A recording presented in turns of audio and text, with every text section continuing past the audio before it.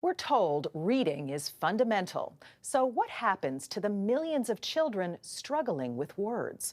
For our cover story, Susan Spencer looks into the mysteries of dyslexia. As an only child, Kathy Drennen gravitated toward grown-ups, especially smart ones. I was kind of an intellectual, geeky kid. I'd go to a dinner party and there was a kids' table and adults' table, and I was like, I'd rather sit at the adults' table because the conversation will be more interesting. You were a nerdy little kid. I was a nerdy little kid. Come first grade, the nerdy kid landed in the highest reading group at school, only to realize she could not learn to read. And they're like, okay, let's drop her down a little bit. Nope, how about down a little farther? And I don't know how many reading groups there are, but I was in the bottom. Determined that her smart child not fail, Drennen's mother did research, found a specialist, and got the diagnosis: severe dyslexia. For someone who is not dyslexic, is it like if I were to look at Arabic? That's sort of how I felt, like I just couldn't make any sense of what I had in front of me. How would you just simply define dyslexia? Dyslexia is an unexpected difficulty in reading in an individual who has the intelligence to read at a much higher level. Yale University doctors Sally and Bennett Shaywitz have been married for some 5 decades. In 1983, they began tracking the reading of more than 400 kindergartners, picked at random. They're still tracking them today. And what we found was that 1 in 5 were dyslexic. 1 in 5? 1 in 5. I would have thought maybe 1 in 20. Well, that's what the dogma was. But now it's clear that it is very common. But perhaps their most important finding, there is no link at all between dyslexia and intelligence. The biggest misunderstanding is that people who read slowly aren't smart. IQ is on the top and reading is on the bottom. And the Shaywitzes compared typical readers whose reading skills mirror their IQs with dyslexic readers whose reading skills don't. It's not just that it's low, it's that the gap gets wider as the years go on. And they don't connect. One doesn't influence the other.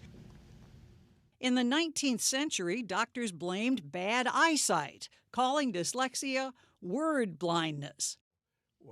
But today, medical scans clearly show it's in the brain. In typical readers, certain areas in the left side of the brain are typically activated. In dyslexic readers, there's an inefficient functioning of those systems that we now know are for skilled reading. In severe cases, that inefficient functioning can turn the printed page into a hodgepodge of indecipherable shapes. If I want to translate this into television, what do we put on the screen for what was going through your mind? Maybe Chinese characters for people who don't read Chinese characters. If you're not dyslexic, it sounds crazy, doesn't it? Because our brains just do it automatically. Laura Cassidy's daughter, Kate, failed reading in the 1st grade. She couldn't learn the alphabet, not just writing it, but also saying it, but also reading it. Like Kathy Drennen's mother, Cassidy, a retired surgeon, refused to accept failure and hired a private tutor.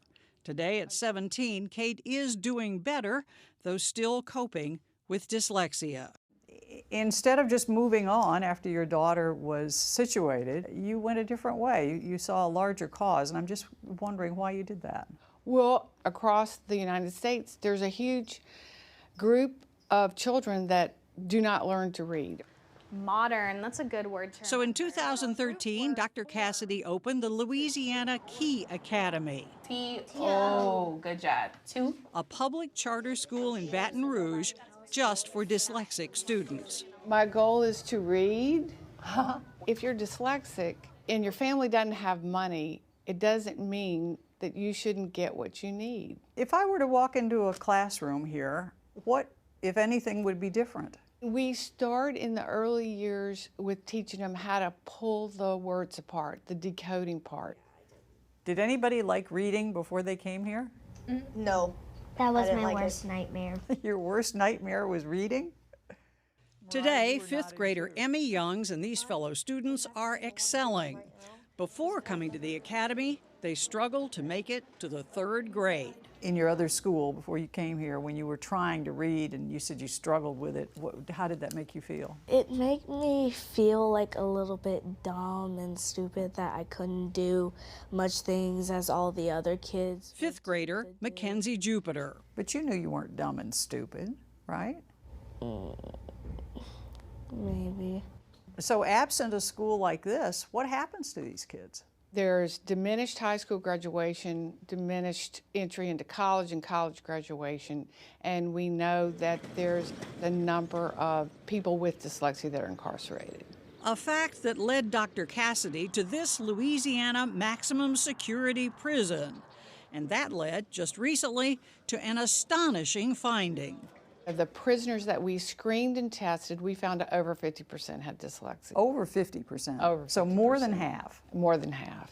Her numbers are very similar to those of an earlier prison study in Texas. If your self-esteem is battered and you're not really learning and you have an option to go on the streets, you go to the streets. 21-year-old Jonathan Wilson is one of the inmates in Dr. Cassidy's study. He has dyslexia, but until now, no one knew it. What was it like when you were first learning to read, when you were a little kid? It was real slow. It was real hard for me to understand the words. Wilson, a first-time offender, is serving a 12-year sentence. Did you finish high school? No. And what happened? I got charged with armed robbery. You got charged with armed robbery? And you got convicted of armed robbery? Yes. So here we are. Yeah, so here we are. What do you say to people who might say, you know, why should I care about dyslexia in prisons? It's a life. Why wouldn't you want to help the life? And then if we want to reduce recidivism, you can do that if you identify them as dyslexic and give them the tools that they need. A small first step, the prison reform bill passed last year with a big push from Laura Cassidy's husband, Bill Cassidy, who just happens to be a U.S. Senator from Louisiana. The law calls for dyslexia screening in prisons. What would you like to do when you get out? Clothes design. I would like to design things. It may not be an impossible goal, despite dyslexia. Which brings us back to Kathy Drennen. She ended up teaching herself to read in the 6th grade, but not the way most of us do.